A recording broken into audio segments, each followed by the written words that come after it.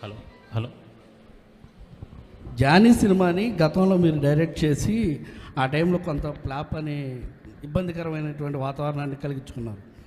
ఈ సినిమాలో మీరు లాస్ట్ క్లైమాక్స్ మీరే డైరెక్ట్ చేశారని చెప్పేసి చెప్తున్నారు. దానికి అప్పటికి ఇప్పటికీ ఏంటి ఎలాంటి చేంజ్ని మీరు గమనించారు? అలాగే అంటే నేను జానీ నిన్న కూడా చెప్పాను. అంటే నాకు ఏమనిపించిందంటే, ఒక సినిమా తీసేటప్పుడు చాలా నలుగుతూ ఉండే. నేను చెప్పేది సినిమా అనేది ఒక్కటే కష్టపడేది కాదు, ప్రతి ఒక్కటే. ఈవెన్ ఒక చిన్నపాటి ఉపాధి శ్రామికుడు కూడా కష్టపడతాడు, యుద్ధం చేయాలి పట్టుకోటి కోసం. సినిమా ఏంటంటే చాలామంది డబ్బులు చాలా గ్లామరస్గా కనిపిస్తుంది ఫిల్మ్ ఇండస్ట్రీ.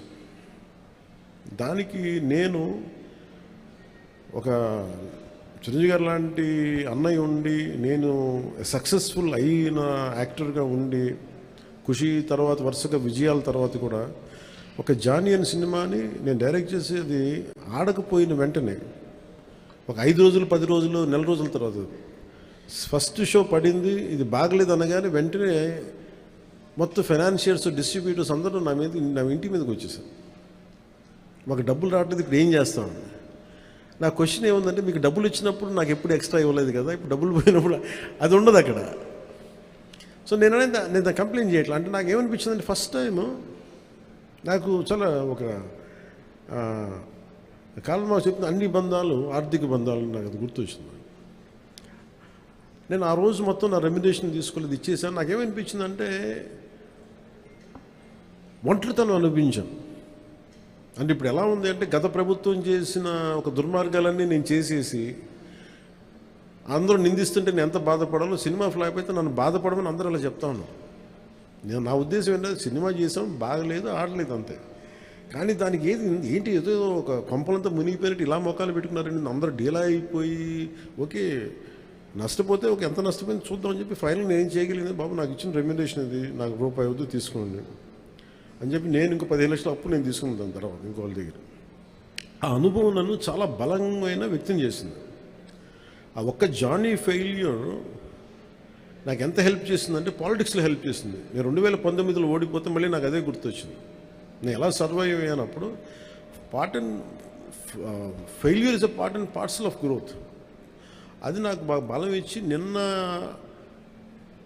ఒక నిర్మాత ఆ రోజు అన్ని ఇబ్బందులు లేవు, కానీ రత్నం గారు లాంటి వ్యక్తి,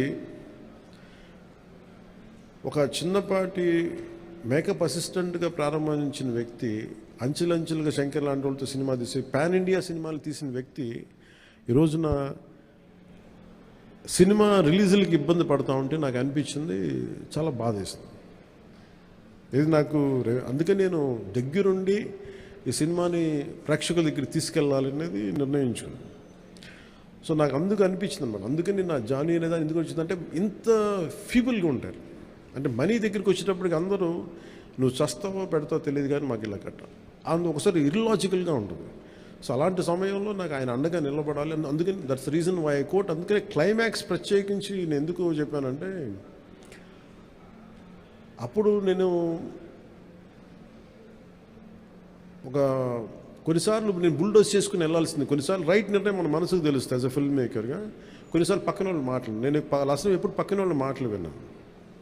కానీ ఈ ఫిల్మ్కి వచ్చేటప్పటికి ఈసారి ప్రత్యేకించి ఎట్టి పరిస్థితుల్లో నేను పాలిటిక్స్లో ఉన్నాను, సినిమాలు బాగా చేయడేమో అన్న సందేహం ఎక్కువ మందికి ఉంటుందని చెప్పి ప్రత్యేకించి శ్రద్ధ పెట్టి చేశాను. సో క్లైమాక్స్ కూడా ఎందుకు చేశానంటే, నేను చాలా సంవత్సరాలు అయిపోయింది యాక్షన్ కొరియోగ్రఫీ చేసి. రియల్ లైఫ్లో వీళ్ళతో గొడవలు పడుతున్నాను, సినిమాల్లోనే యాక్షన్ కొరియోగ్రఫీ చేశాను. సో ప్రత్యేకించి ఆ particular episode it's close to my heart.